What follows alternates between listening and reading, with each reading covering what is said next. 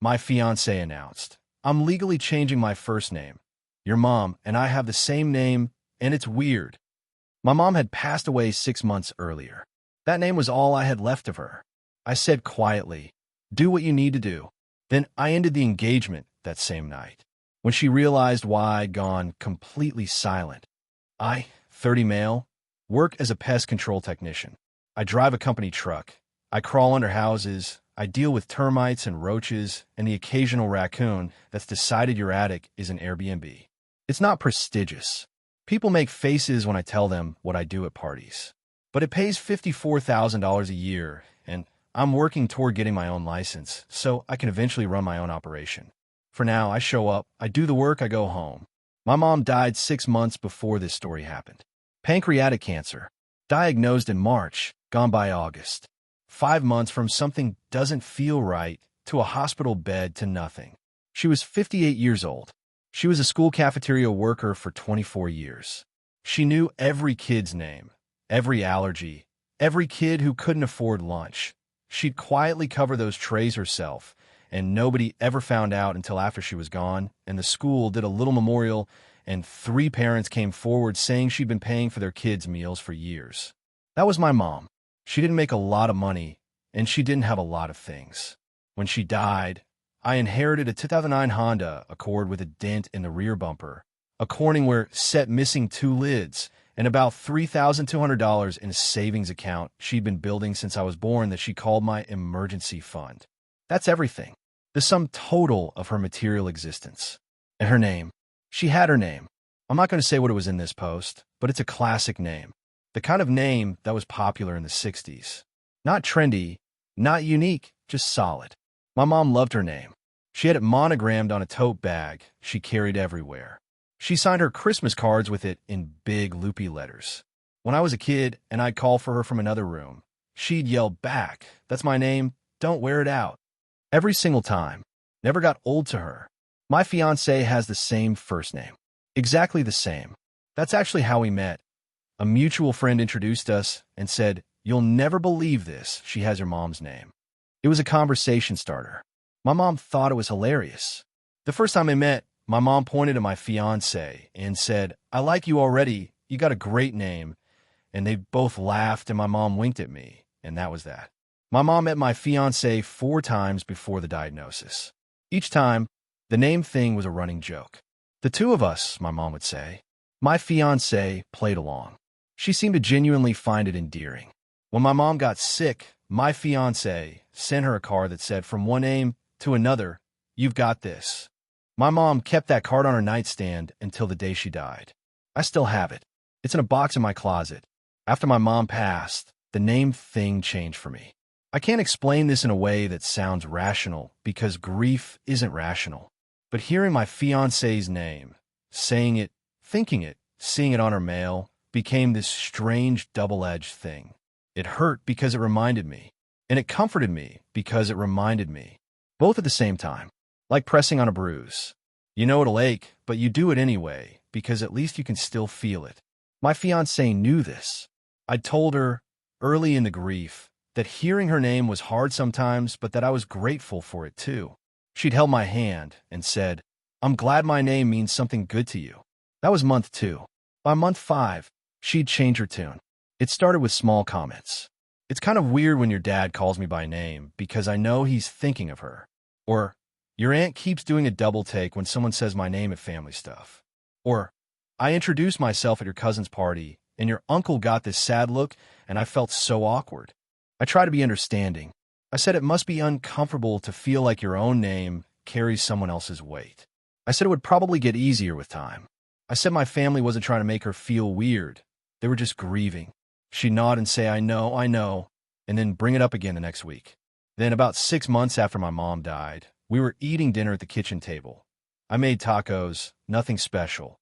And she put down her fork and said, "So, I've made a decision and I want you to be supportive." I said, "Okay. I'm going to legally change my first name. I've already looked into it. It's like $150 to file, and it takes a few weeks. I'm going to go by my middle name instead." I asked why. Because sharing a name with your dead mother is weird. I can't introduce myself anywhere around your family without someone getting emotional or giving me a look. Your dad literally flinched the last time he said my name. It's uncomfortable for me, and nobody seems to care about that. I sat very still. The taco in my hand got cold. I remember that detail because I remember thinking about how I didn't care that the taco was getting cold, which is such a stupid thing to notice when your whole relationship is shifting under your feet. She continued, I'm not doing this to hurt you. I'm doing this for both of us. It's a fresh start. We're getting married, and I want my identity, not your mom's. I don't want to spend the rest of my life being a reminder of someone who died. A reminder of someone who died. That's what she called it. Not your mother. Not the woman who kept a card from me on her nightstand. Not even her name. Someone who died. I put the taco down. I said, very quietly, do what you need to do. She looked relieved, like she'd been bracing for a fight and couldn't believe she wasn't getting one. She said, really? You're okay with it?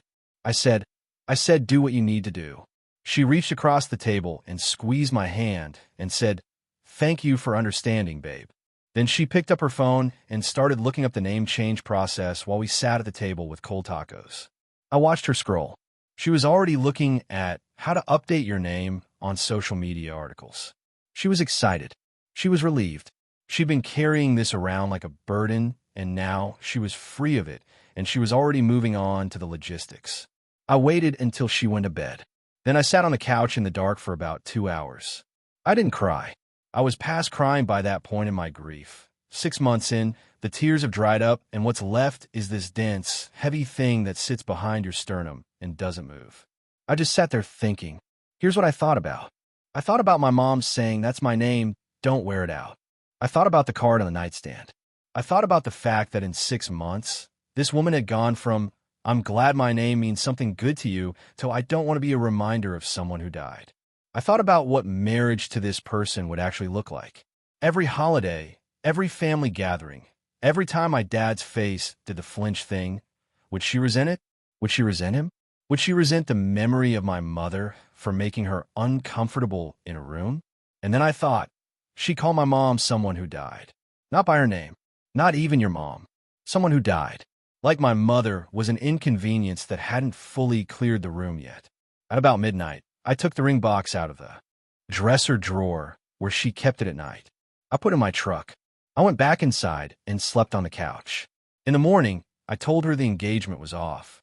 Update 1, 8 days later. The morning conversation was short. I told her I couldn't marry someone who saw my mother's name as a problem to be solved. She said I was twisting her words.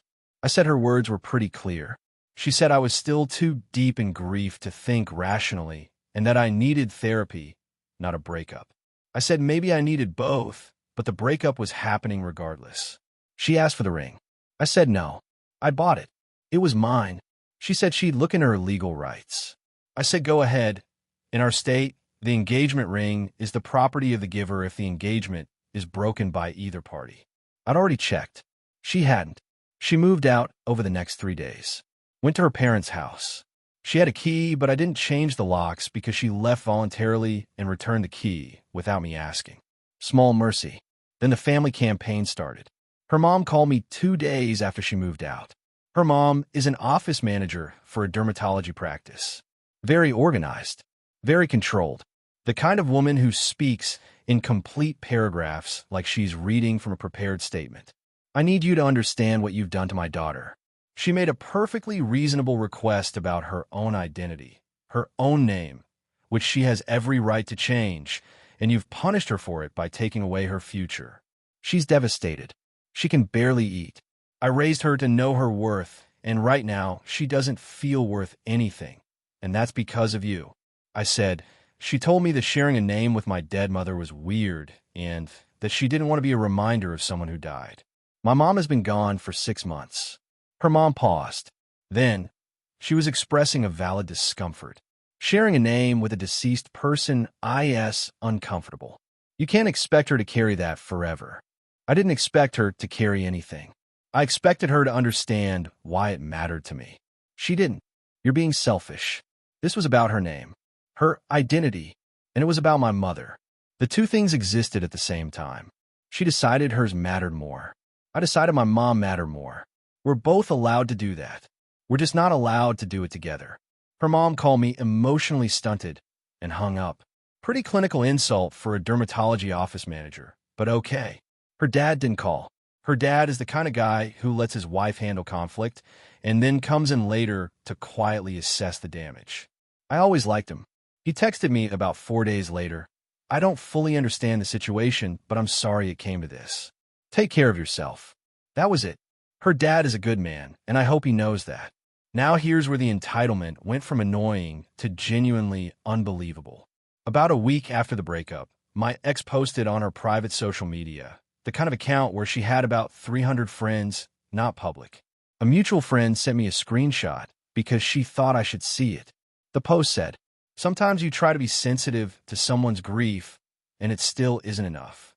I offered to change something deeply personal about myself to make things easier for everyone. And instead of appreciating the sacrifice, he threw me away. Grief doesn't give anyone the right to control another person's identity. I deserve someone who sees me, not a ghost. White heart, a ghost. She called my mother a ghost. On social media, for 300 people to see, the comments were split. A lot of "you deserve better" queen energy, but a few people who actually knew the situation were uncomfortable. One of her own friends commented, "Wait, isn't his mom the one who passed?" I feel like there's more to this story. My ex deleted that comment within minutes. That same week, she did something that genuinely knocked the wind out of me. She went to the name change filing. She actually did it. She went to the courthouse and filed the petition. I know because my cousin's wife works in the county clerk's office and mentioned it to my cousin, who told me. My ex filed to change her first name to her middle name. The process was underway. She was actively, legally erasing the name my mother shared. Now, I want to be fair here. She has every right to change her name. It's her name. Legally, ethically, morally, she can call herself whatever she wants. I never disputed that. I never tried to stop her. But the timing. 6 months after my mom died, 2 weeks after I ended the engagement, because of this issue, she went straight to the courthouse. Not to prove a point, not as a strategy, because she genuinely wanted to do it, and the only thing that had been stopping her was my feelings, and now my feelings were no longer her concern. That hit me harder than I expected. I sat in my truck after my cousin told me, and I just breathed for a while. My apprentice, a 19-year-old kid who'd only been with the company for 3 months, saw me and said, "You okay, boss?" And I said, "Yeah, just allergies." And he said, "In November?" And I said, "Yeah." And he left me alone. Good kid. Update 2, 2.5 weeks later. Last update. I'll keep this as concise as I can because I've been carrying this story around like a bag of bricks, and I need to set it down. After the courthouse filing, things escalated one final time, and it came from a direction I was not prepared for. My dad found out about the name change. I need to tell you about my dad. My dad is 61 years old. He's been a postal carrier for 33 years. He wakes up at 4:30 a.m., delivers mail in all weather, comes home, eats dinner, watches the news, goes to bed. He's not an expressive man. He didn't cry at my mom's funeral, not because he didn't feel it, but because he was holding up me and my aunt and my mom's best friend, and he didn't have a free hand left for himself. I've seen my dad cry exactly once in my life, and it was 3 weeks after the funeral when he opened the fridge and found a Tupperware container my mom had labeled Dad's leftover chili. "Do not eat, this means you." And he just stood there in the kitchen holding it, and his shoulders shook, and I pretended I didn't see because he would have wanted me to pretend. My dad found out about the name change through the family grapevine. My cousin told my aunt told my dad. My aunt did not have permission to tell my dad, and I'm still annoyed at her for that, but what's done is done. My dad called me on a Wednesday evening. He said, "Is it true that girl is changing her name because of your mother?" I said, "Yeah, Dad, it's true." He was quiet for a long time. Then he said, "Your mother would have given that girl her name if she could. She was so happy when she found out. You know that, right?" "I know. Your mother made me take 3 pictures of them together at Thanksgiving because she said it was the 2 of them. She ordered matching coffee mugs with the name on it. Did you know that? She ordered them online the week before she got the diagnosis. They're still in the Amazon box in the garage. She never got to give her one. I did not know about the coffee mugs. I sat on my kitchen floor after that call, and I stared at the wall for a very long time. The next day, I drove to my dad's house. He led me to the garage. There was an Amazon box, still sealed, on the shelf above his workbench. He opened it. 2 ceramic mugs, white with green lettering, each with the name printed on the side. Matching set. My mom had ordered them for $24.99 plus shipping. She planned to give one to my fiancée at Christmas. She died in August. I took one mug. My dad kept the other. I brought mine home and put it in the cabinet, and I use it every morning. It's just a mug. It's a $12.50 mug with a name on it.